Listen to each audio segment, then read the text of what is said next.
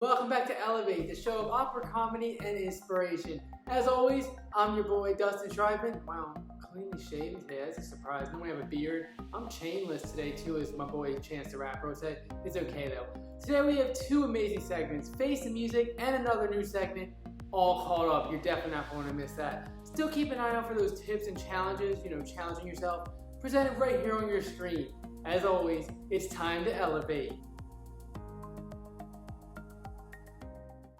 We have a more serious Face the Music segment today. Sorry guys, you're gonna miss all this goofiness. But don't worry, this next segment is gonna have it for you. I'm gonna talk about some news stories, quote unquote important. I promise they're really important. Not really. But we're gonna talk about some news stories that happened this past weekend, which will be all caught up. Our lead story today, we're important news here. Don't make fun of us. Gotti fan gets on stage and then gets slammed by security. That's amazing. This article was in TMZ, by the way, and I didn't really know how to react. I don't know how to react to this headline at all. Honestly, my only reaction: why are people so stupid? What do you expect? I don't know, but we'll get into the article. Gotti was rocking the Block Party Festival Saturday night in San Antonio when one excited and very brave, I like how they describe him like that, he's so brave, decided to get a little closer. And they talk about what's amazing about the moment is Gotti never flinches for a second.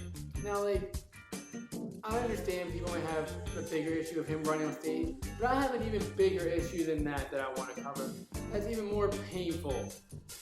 I just love how those fans dreamed of getting Gotti's attention, and he didn't even flinch. He didn't even look at him. He didn't care. They basically ran on stage to get a reaction, and they got absolutely nothing. That's the bigger issue to me. But people may disagree. It's okay. And honestly, it says in San Antonio. Why does this stuff always happen in Texas? That's another story for another day. All right, let's move on. One of his security guards rushed in. The adrenaline rush, looking exactly like an NFL linebacker. Damn, I know a team looking for a linebacker, the Oakland Raiders. Oh, sorry, I shouldn't say that. I'm out here in California. Not promising to say, but come on, guys. We were all thinking about it. And absolutely destroyed the fan. The fan was already destroyed, probably from alcohol or drugs when he ran on stage, but we won't get into that. That's just other thoughts. Alright, let's keep moving on. According to concert goers, Gotti's security worked the guy over a little bit after the tackle. I don't even know what that means. Do people know what worked the guy over a bit? That just seems a little personal. And then police obviously detained him. Okay, I just want to say this real quick. Obviously, John Gruden, dissed the Raiders, whatever. But John Gruden loves that attitude, baby. We all know John Gruden is all about the defense. Cleo Max in Chicago, sorry, I forgot. But he loves that attitude, that tough, rugged attitude. So there you go, John Gruden. You got yourself another linebacker. Let's move on to the next story. Next up, here on All Caught Up on Elevate, we're having a great time here. This was in the Huff Post, by the way. Burglary suspect turns out to be a deer. I don't understand. Can we get into this article? Anyone else confused? How can a burglary suspect be a deer? I thought, okay, let's move on. It happened in Texas. Oh, that's a surprise for everybody here watching Elevate. That's just, no one would expect that at all. The homeowner called Lufkin police early Thursday after she heard glass breaking. The woman hid in the closet and realized she had left her weapon in the kitchen. Officers were worried it could end up in the hands of the suspect. Now, first of all, I know the bigger picture. I don't want to misconstrue the article. I know what they meant by this. They meant, if it was an actual person, they don't want them to get their hands on the woman's, gun in the kitchen or whatever her weapon was. But now, to mock it a little bit, could you imagine worried it end up in the hands of the suspect? What the hell is a deer going to do with a gun, people? Payback time, bitches. Watch out. Do we live in a reverse world where people don't shoot deer anymore, but deer are getting some revenge for all those years? That's painful. They have to watch that every day, and shooting people back. That's what, I don't know.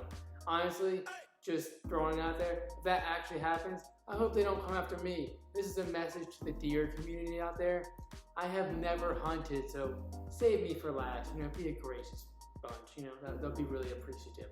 Alrighty, let's move on in the article. Video posted on Facebook shows officers entering the home yelling, "Police, let me see your hands!" As they rounded the corner, they came face to face with one very frightened doe. Now, first of all, I want to make this very, very important announcement. It's official if it's on Facebook. We all know that. Like, come on. If someone's in a relationship on Facebook, any post, anything you see, anyone's birthday, anyone you want to include, it's official. It's on Facebook. Don't worry. As I mentioned earlier here on Elevate, this Face to Music segment is going to be a little more serious and a little more personal. I know we had a ton of fun with our new segment, all caught up, but sometimes you just got to face the music. Today's song is Car Radio by 21 Pilots, one of the best songs from a lyrical and metaphorical standpoint. Guys, this song really touches my heart. Let's cover how the song came about. In an interview with Rocksound, lead singer Tyler Joseph, who has a great voice, states, "The verses are talking about a true story of me being late to class. I was in college trying to do that whole thing because that's what you're meant to do, I guess. I dropped out after that. The point is, I was late to class and I forgot to lock my door, and when I came back out, everything had been gutted and stolen out of my car. At the time, financially, I was not able to replace anything that was taken. The GPS, the radio, all my CDs. Obviously, guys, one of the greatest quotes I've ever heard. It was really personal to me. The stolen car radio presents a very, very surface level meaning of what Joseph sings, but he meant so much more than that." Let's talk about a line in the quote that honestly gets the tears flowing and the mind just spinning up there. "I was in college trying to do that whole thing because that's what you're meant to do, I guess. I dropped out after that." Now, the 9-to-5 work schedule is instilled in us from a very, very young age. From kindergarten to college, we're on a set schedule. There's never like a freelance schedule like what I want to do or making an independent schedule. I love when he says, "That's what you're meant to do, I guess." Just the tone of that is amazing because that's how most of this generation thinks. But I think it is starting to change a bit in this generation because people are realizing, like people like me, the 9-to-5 desk job is not the dream everybody wants. You're meant to do what you want to do, not what you've been trained in years of growing up. Obviously he refers to dropping out after his car was robbed, life-changing event. This is the real challenging part of the quote for me. I dropped out after 3 years. Obviously, I've mentioned that on the show. But his car situation would be the failure to obtain an internship for me. I needed 400 hours of an internship as a requirement to graduate college. But honestly, guys, I just didn't have the desire to do it in either my sophomore or junior year, in the summer, or during the school year, which was kind of a real telling sign to me. I always had a feeling it wasn't for me, just being honest, but feared, facing the consequences or the thoughts of other people. Now, Tyler states in this song, "I have these thoughts so often," which is probably my favorite line in the song. It has a little different context in his mind and what he wrote. But the good thing about music, guys, is lyrics hit everybody differently. That's why it's such a good song. Now, the thoughts for me were thinking about, other people judging me or viewing me as a failure. Kind of like if I had to leave LA, which I mentioned on the last episode, and go home to Maryland. I don't want those people to face me or walk into a place where, I shouldn't be because they think I'm in Los Angeles. That would be hard at first. It's kind of the same thought. And it kind of takes me back to college when I left because people didn't expect me to be back, and obviously I was back. So I've already been through it before, and it's not fun. Excuse me. I remember the phone call with my dad like it was yesterday. Yesterday. Honestly, I made a 5.5-hour drive. Let me repeat that. 5.5-hour drive with the thoughts of dropping out. The whole entire time. I'm not going to lie to you guys. I called my brother first because I didn't even know how to approach the situation or have the conversation with my parents. Even though my parents are so supportive, and I've mentioned them on this video before, they are so supportive, I cannot say it enough, and told me over and over again not to be scared to talk to them about anything. It's hard. These doubtful thoughts still run through your mind no matter what. I got enough courage, I made the call, and honestly it was one of the most difficult decisions to leave college and take on something I wanted to do, which is music and entertainment, mainly in music, full time. Now, let's talk about the lyrics of the song, because I could talk about every part of this quote, but it would be way too long of an episode. People have many takes on the meaning of the song, which is the phenomenal part. It makes it a great discussion here on Elevate, and it's a great song to listen to. Now, it's a really tough song to listen to because it's very real, but it's therapeutic and, it can get you through some situations. I think the song was a metaphor as the car radio represents life, well, according to Tyler, the non-existent feeling of it. He makes several references to suicide and depression in the song by stating he could pull the steering wheel, stating he has these thoughts so often, hating the car he is in, his pride isn't on our side, and much more. I'm going to warn you, it's a really tough listen, but it's very, very, very real. It will take hours upon hours to break down every possible meaning of this song, but I will try to relate it to me and what it helped me get through my struggles with. Now, this will be one of the realest moments here on Elevate, because I feel like if you want to believe in me, I have to open up, be honest, and be relatable. I like to hide things, behind humor, as I mentioned on my first episode, like Lonnie Love from The Real. That's how I relate to Lonnie, because, we're both very emotional, but we like to hide things behind the humor. Like this song, I have dealt with depression in the past. I've dealt with anxiety in the past, and obviously, to anybody who knows, it's not fun. Sitting in silence can be super, super scary, and I've had plenty of these moments, unfortunately. It's not something to brag about, it's just real. Whether it be in apartment 327, yes, I remember the number, in St. Bonaventure, the decision to leave college happened in that apartment, plenty of other things happened in that apartment. It gets in your mind a little bit. Or my home in Maryland, right before my big move. Obviously, people are like, oh, you should be excited. Why are you, dealing with it in that way? It causes a lot of anxiety, guys. You think about failure, or, what if I fail? What if I have to come back? Because that's what people are saying around here, People can make a comment, oh, LA's expensive. It's hard to make it in LA. But you just gotta keep going and keep pushing. But that does still put thoughts in your mind and can make it very, very tough. Now, I could, pick specific moments in life, but sometimes it's just really, really hard to dwell on the past. To me, it's hard to pick those specific moments with depression and anxiety because honestly, there could be too many, or it could happen on any given day. Now, let's get into some that, I can share. Obviously, dropping out of college shook me. I've shared that before. That was hard. I sat in my room, could barely make a phone call. I was very emotional on the phone call because I thought people would view me as a failure. But, I'm here in LA, so it's meant to be what it's meant to be.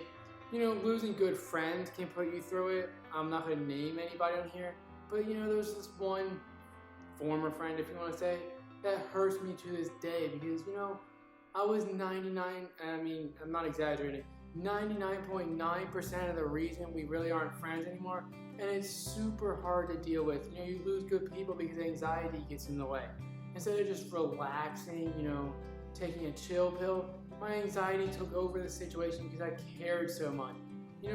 Anxiety, addiction, and depression, unfortunately, it can make me two different people. I can be a good person on a given day, or sometimes you struggle on a given day. It's kind of unfortunate. It's kind of like, there's an angel side to you, all the good stuff, but it's maybe too strong of a word, but lack of a better term. The devil side can come into play, and I don't mean devil in a derogatory way, just more in a tough way, or a bad way. Depression sucks, guys. That's just, I'm not going to sugarcoat it. Anyone who deals with it, that's why I do Elevate. I want to be a mental health advocate because I deal with it and I know what it feels like. And, I want to help people. I want to be a voice for people. And that's why you do shows like this, so people can, relate to you, whether they had the same experiences. It can get them through the day. Even if you touch one person, touch one person's heart and, make their day, that's very good and that's very, very uplifting. Sometimes, with depression, you feel non-important, You wonder how you can make an impact.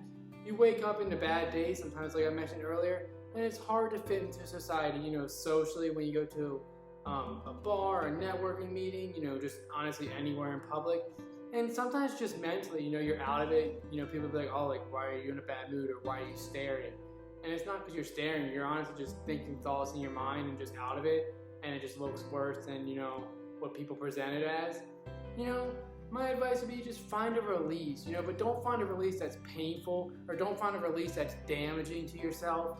Like, for me, writing is my release. I want to be in entertainment, and that's why I write, because, when you struggle, you can just write, block everything out around you, no one's bothering you, and produce, because you can just, look at your computer, if you're, both of me right now, or if I get to the day where I'm in a studio, you're in that closed off zone, and you're focusing. So find yourself a release, and I promise you it'll make it better. But don't find a release that could damage you. Like don't get addicted to alcohol, drugs, because obviously I'm gonna give you, advice your parents gave you. If say, hey, let's go drinking tonight, I'm having a bad day, they're still gonna be there tomorrow, guys, and you wake up with a hangover. So that's kind of unfortunate. So find yourself a release like I did, and I promise you, it helps a lot. Thank you guys for watching Elevate today. I really appreciate it. Make sure you subscribe down below, help a brother out, gain his following a little bit. We talked about, Yo Gotti today with someone running on stage. We talked about some random deer, that's getting some public spotlight, more than I am, unfortunately. And we talked about, the toughest thing I've done so far, 21 Pilots, and the song Car Radio, which can be a really tough listen, but it's a really good listen, so I would definitely recommend it.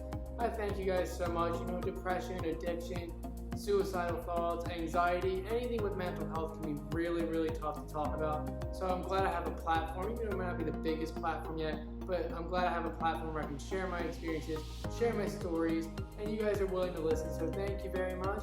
Obviously, we have episodes every Tuesday here on Elevate. We'll be back next week. Thank you guys for watching. See you next time. In this place, just one kiss, I'm chasing